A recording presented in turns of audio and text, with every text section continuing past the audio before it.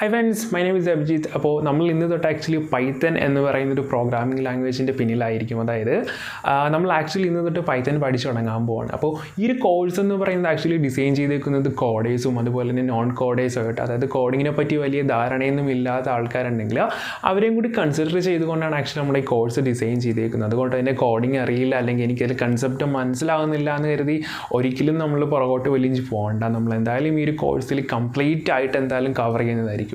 അതുപോലെ തന്നെ നമ്മൾ ആക്ച്വലി പുതുതായിട്ടൊരു പ്രോഗ്രാമിംഗ് ലാംഗ്വേജ് പഠിച്ചിറങ്ങാൻ പോകണം. അപ്പോൾ എന്തായാലും നിങ്ങൾക്കൊരു ഡൗട്ട് ഉണ്ടായിരിക്കും, നമ്മൾ എന്തിനാണ് ആക്ച്വലി ഈ പൈത്തൺ എന്ന് പറയുന്നൊരു പ്രോഗ്രാമിംഗ് ലാംഗ്വേജ് ആക്ച്വലി നമ്മൾ പഠിക്കണം എന്നുള്ളത്. അപ്പോൾ ഇതുപോലുള്ള ജനറൽ ആയിട്ടുള്ള ഡിസ്കഷൻ ആയിരിക്കും നമ്മുടെ ഇന്നത്തെ വീഡിയോയിൽ ആക്ച്വലി നമ്മൾ കവർ ചെയ്യാൻ പോകുന്നത്. അപ്പോൾ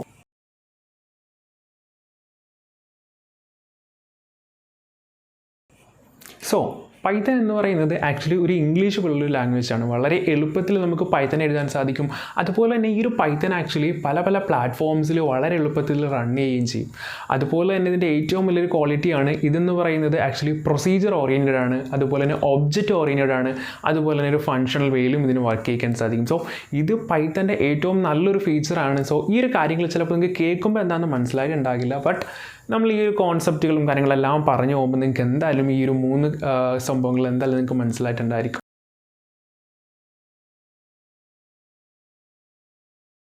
പൈത്തൻ്റെ ഏറ്റവും വലിയൊരു കാര്യം പറയുകയാണെങ്കിൽ ആക്ച്വലി ഇതിൻ്റെ റീഡബിലിറ്റി തന്നെയാണ്. അതായത് ബാക്കിയുള്ള ലാംഗ്വേജ് അപേക്ഷിച്ച് നോക്കാൻ നേരത്ത് പൈത്തൺ വളരെ എളുപ്പമാണ് അത് വായിക്കാനും, അതുപോലെ തന്നെ അത് നമുക്ക് റൈറ്റ് ചെയ്യാനും വളരെ എളുപ്പമാണ്. അതുപോലെ തന്നെ ഇതിൻ്റെ ഏറ്റവും വലിയൊരു ഫീച്ചറാണ് ആക്ച്വലി നമ്മൾ ബാക്കിയുള്ള ലാംഗ്വേജസ് ആയിട്ട് കമ്പയർ ചെയ്യുമ്പോൾ ഇതിൽ ആക്ച്വലി പുതിയൊരു ലൈൻ തുടങ്ങുന്നത്, അതായത് നമ്മളൊരു ഒരു ഫംഗ്ഷൻ്റെ സ്കോപ്പ് എന്നൊക്കെ പറയും. ആക്ച്വലി ഞാൻ പറഞ്ഞു വരുമ്പോൾ ചിലപ്പോൾ മനസ്സിലായില്ല, ബട്ട് ഡെഫിനറ്റ്ലി നിങ്ങൾക്ക് ഈ കാര്യങ്ങൾ എന്തായാലും മനസ്സിലാവും.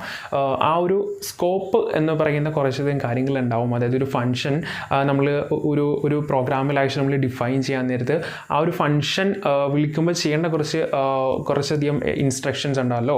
അപ്പോൾ അത് ആ ഒരു ഫംഗ്ഷൻ കോളിലായിരിക്കും ആക്ച്വലി എക്സിക്യൂട്ട് ചെയ്യുന്നത്. അപ്പോൾ ആ ഒരു കാര്യങ്ങൾ ഇതിൻ്റെ അകത്ത് ആക്ച്വലി നമ്മൾ ഇൻഡൻറ്റേഷൻ എന്ന് പറയുന്ന പ്രോസസ്സ് ഉണ്ടായിരിക്കും. അതായത് ഒരു ഫംഗ്ഷൻ നമ്മൾ എഴുതുന്നു, ആ ഒരു ഫംഗ്ഷൻ്റെ അടിയിൽ ഒരു ഇത്ര സ്പേസ് വിട്ടിട്ടായിരിക്കും അതിൻ്റെ ആ ഒരു ഫംഗ്ഷൻ്റെ പർട്ടിക്കുലർ ഫംഗ്ഷൻ്റെ സ്റ്റേറ്റ്മെൻറ്റ്സ് എഴുതുക. സോ ഇങ്ങനത്തെ കുറേ കാര്യങ്ങളിലൂടെയാണ് ആക്ച്വലി പൈത്തൺ എന്ന് പറയുന്ന പ്രോഗ്രാമിംഗ് ലാംഗ്വേജ് ബാക്കിയുള്ള ലാംഗ്വേജിൽ നിന്ന് വ്യത്യസ്തപ്പെട്ടിരിക്കുന്നത്.